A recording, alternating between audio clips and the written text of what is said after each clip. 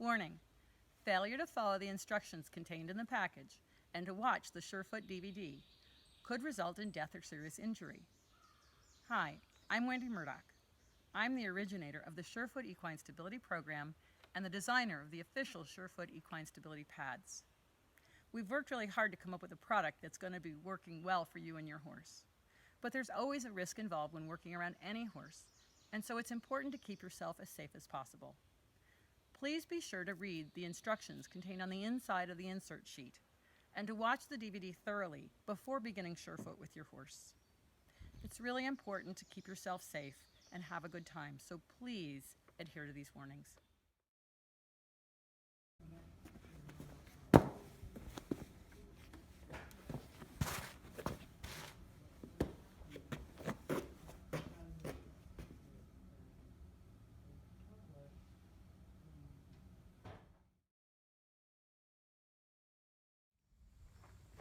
When introducing your horse to Surefoot, it's really important to make sure that he's okay with the pads and the process.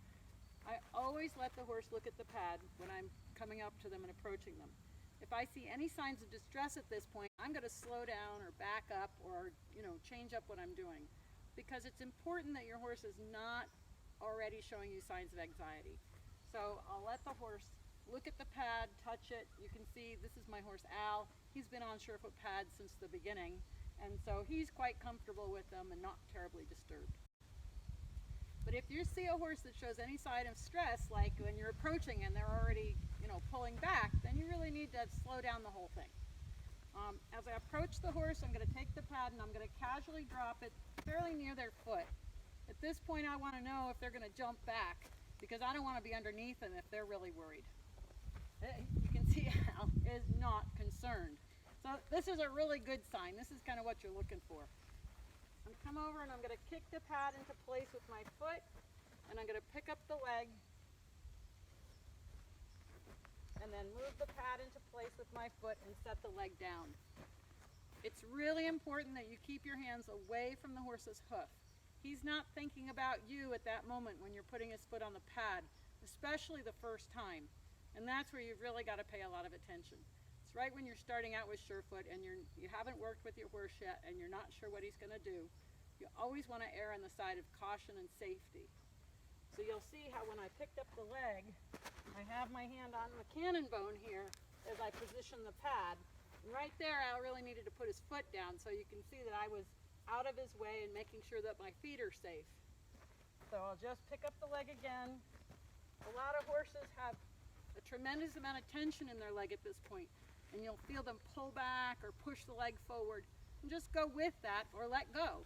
It's not worth it to hang on and get your shoulder wrenched. And you just come at it again. If the horse is showing great concern, and here Al doesn't want to get off the pad at this moment. There we go. If he's showing a lot of concern, a lot of times I'll just kick that pad around and see the reaction and kick it away from them.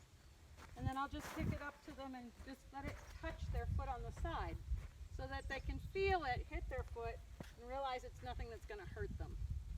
And then again, I just slide my hand down the leg, pick up the foot, slide the pad into position. He had to put his foot down, no big deal. I let go because I can always do it again. And as you can see, the pads are quite durable. They can handle being stomped on the edge and flipped up. We spent a lot of time working on that durability to improve the performance of the pads with your horse. So first step, make sure you're safe, take your time, show the horse the pad, and then keep your hands away when you place the foot on the pad. Some horses won't even stay on the pad for 10 seconds, and that's totally okay. Al, like I said, has been on pads before, so he's happy to stand here. But what you want to do is take the horse for a walk after he's been on the pad. Yep. And just let him step off, because the idea is about how the horse reorganizes in relation to the ground. So it's not about staying on the pad, it's about experiencing the pad and going back to the ground. Just going to show you from a different angle. I kick the pad into place, slide my hand down the leg, pick up the foot, hold the cannon bone, pick the pad into place, let the foot down. Doesn't matter how much of his foot's on the pad, doesn't matter how long he stands on the pad. You can see Al's doing what I call checking in right here. He's put his muzzle on my hand.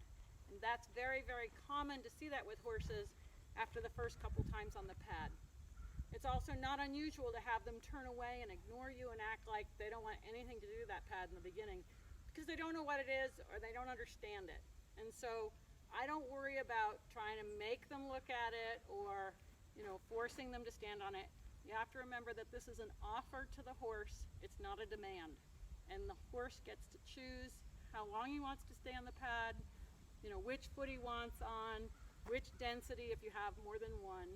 And so it's really, really important that you listen to your horse and let him tell you what he thinks of the pads, how long, how much, and take him for a walk in between. I typically start with a front foot, and I start with the firm pad, which is the workhorse of the series. This pad you can put anything from a big old horse like Al to a little tiny pony. It's still going to have an effect. If a horse is anxious or wants to pull back, I'll begin with the impression pad because I don't want any spring when that horse steps off. And you can see that this has a fair amount of spring. So if the horse is anxious and he starts to unload that foot and he feels that foot come back, that pad kind of spring back at him, that can make some horses anxious. So Al here, he's been on the pads a lot. I'm just going to pick up his foot and put him on 2 pads now because you can see that he's really not worried about this. In fact, he likes it. So I put the 1 foot on, and I come around, and I wait for him to lift the foot because he has to adjust to the balance of the squish. And I place the 2nd foot on. Again, it's not important how long they stay on the pad. If they walk off right away, you got to go with them because if you force them to stay, now they're going to get worried because they don't know what's going on under their feet and you're asking them to stay. So when in doubt, let the horse walk off and come back and repeat it again later. The firm pad, the green one, is a great introduction to the Surefoot series. It's a pad you can use with any weight horse, and it has some give, but not super squishy. So if you just want to experiment a little, this is a great pad. You can use either surface on this firm pad. You've got the diffuse side here, and you can use the direct side. So I'm just going to flip the pad over, pick up the foot, and just like I do on the colored side, just let the horse stand. So it gets a little bit more give on this direct side, and you can mix and match. You can have one with the foam side up and one with the coated side up. So it gives you 2 different options. They're slightly different in the way they give. And what we're trying to do here is input different kinds of information into the horse's nervous system. We want to give them as many different kinds of experiences as we can with the pads because each one being a little different just piques his interest and makes him pay attention in a slightly different way. And that's why we have the variety of pads that we offer. So the green pad is your firm pad, and I'm just going to come over here and get the soft pad, which has the blue top, and it's got a lot more squish, a lot more give. So a lot of horses that really like the soft. So I'm going to just switch out the green for the blue.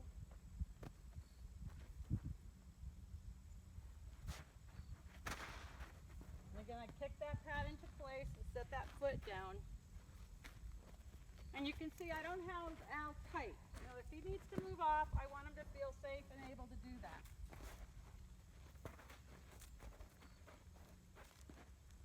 So many people are concerned about their horse behaving and doing a good job on the Surefoot pads, but it's really about letting the horse tell you how he's experiencing them.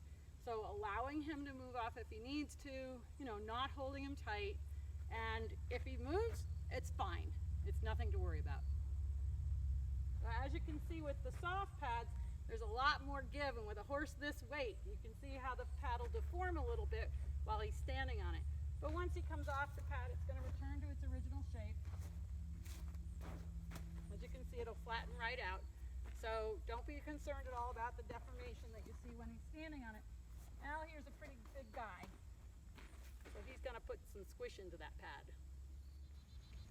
So, it's really important to watch for those little signs that you see as you add pads and work with Surefoot. You'll notice breathing changes, eye blinking, sighing, licking, chewing, lip quivering. And these are all signs that the horse is being influenced or affected by standing on the pads. The idea here is that they don't live on them, but that they experience what it's like to be on the pads, to feel something different underneath their feet, and then to go back to the ground. So again, you want to take them for a walk or ride them off if you're doing this mounted to see how they feel when they step back on the regular ground. At this point we have Al on 3 pads. I'm going to go to 4. I'm just going to put that lead shank over his neck for a moment. And I'm going to use the 2 medium pads in front with the 2 firm behind.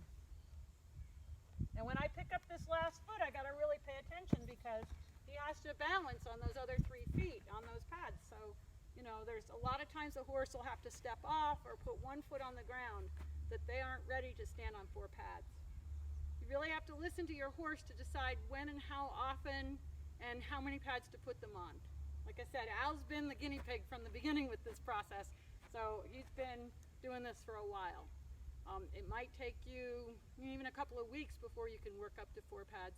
Depends on what's going on with your horse and why you're using Surefoot, whether that's just for relaxation or improved performance or because you're in a rehab program because of an injury.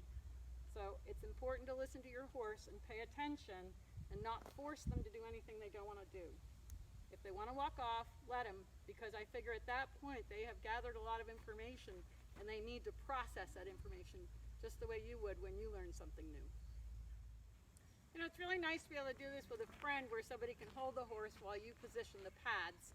Obviously here I'm demonstrating doing by myself because a lot of people don't have that opportunity. You can work in a round pen, you can work in the barn aisle as long as it's open and there aren't a lot of obstructions. You can work in the stall, but I would make sure the horse is okay with the pads before I actually worked in the stall. You don't want to leave the horse with the pads because it's a lot about your interaction with the horse and observing how he responds.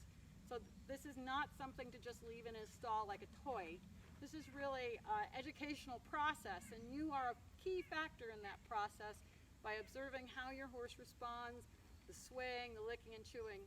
And more importantly, you want your horse to associate you with the comfort offered to him by Surefoot, because that's one of the really key benefits here, is that the horses start to recognize, thanks Al for that sigh, they start to recognize that you're the one who's brought them comfort, and they change their relationship with you to looking for you, rather than, like you're the one who just comes to ride them. So it's important to remember that this is a relationship building as well as self-awareness for your horse. I'm gonna switch to the slants and I'm gonna use them behind. Again, since I'm working by myself, I'm just gonna put my lead shank over his neck where I can grab it if I need to. You notice that we've got a lot of deep breathing here going on. And I'm gonna just take this slant and I'm gonna put it heel high under his back foot.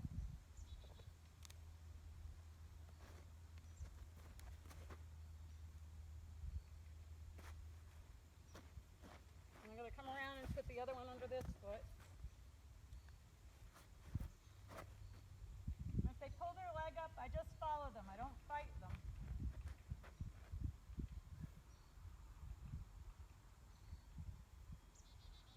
Just gradually let that foot lower down and try to guess where it's going to land. There we go. So I just keep working with positioning the pad with my foot to figure out where it's going to land, so that he can put his feet down on it. Al's always been a little fussy with his left hind leg, and it's always taken him a little bit longer to place that one down. But you see we just got a nice lick and chew. You can see this lovely relaxation in the eye and the soft quivery muzzle. So we're on a good track here with this. Of course it's a nice sunny day and he's getting his winter coat, so that helps him feel nice and relaxed out here in the sunshine. So once your horse is used to 1 or 2 pads, you can start either mixing and matching or adding more. So we've got Al on 2 firm pads behind. I'm going to grab a medium pad and place that underneath the front foot, and I'm going to pick the front foot that's further back. I drop the pad on the ground. Ask him to lift the foot. You can see he has to readjust behind. But you'll notice he kind of took that pad with him, and that's actually pretty common, that the horses will slip and slide the pads around where they want them. As you start to add more pads, it's, you don't ask the horse to stay on very long because they're starting to work all those little postural muscles. You can make the horses sore by leaving them too long on a bunch of pads where they're swaying and rocking and rolling around, because as they're doing all those little movements, they're working all those little tiny postural muscles. So you want to keep that in mind, especially in starting your Surefoot program with your horse, that you don't have them stay on the pads for too long. Even though they like it, you have to be the one in charge to decide that this is, 5-10 minutes is long enough. I've known horses to want to stand on the pads for up to an hour. And while I don't recommend it, that owner was really thrilled with the results. But again, the more pads you have them on, you can see him starting to sway, and he's working all those little tiny postural muscles. So we have to remember that so that the horse doesn't get sore from the exercise that he's getting out of this system. I really like the combination of slants behind and pods in front.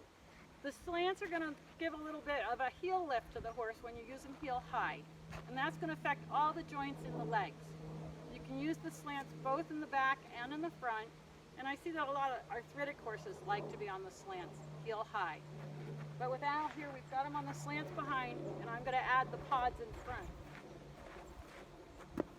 When I'm positioning the foot for the pods, I want to see where his foot's been and kick the pod into place about where the foot's been. And if he needs to put the leg down, I don't hold it because he's stronger than I am. I'm going to lift the foot and see if I can't put the toe at the third row of dots. And that didn't happen. So you can see that right now he's gone back toward his heel, and the pod's rolled up in front. It's okay however he steps on the pod, and the nice thing is that you get a lot of information about how they think about standing on their feet from these, because you'll see toe load, heel load, side slip. You see a lot of different things that's happening when that foot meets the ground that you wouldn't otherwise notice. So on this foot you can see that he let me position it so that the toe is about the third row of dots. And we got a nice straight load where, what I mean by that is, he's loading straight down through the column of his leg into his foot on the pod. Whereas on this side, we've got a heel load, it's slipped back. I'm going to see if I can reposition this foot so that it's a little bit different. And you can see he has to really think about his balance on these pads while I pick up this foot, because they're all giving. There we go. And you can see how he put his foot down. I highly recommend you don't try to position it too much at first. As they get used to standing on the pods, which are so much smaller, they're going to let you position that foot a little bit easier. But in the beginning, doesn't matter. Just let them put their foot down and let them kind of feel out those pods. And you can see that he can make little tiny changes in his front legs and in his balance while standing on these. So they're just another piece that you can use.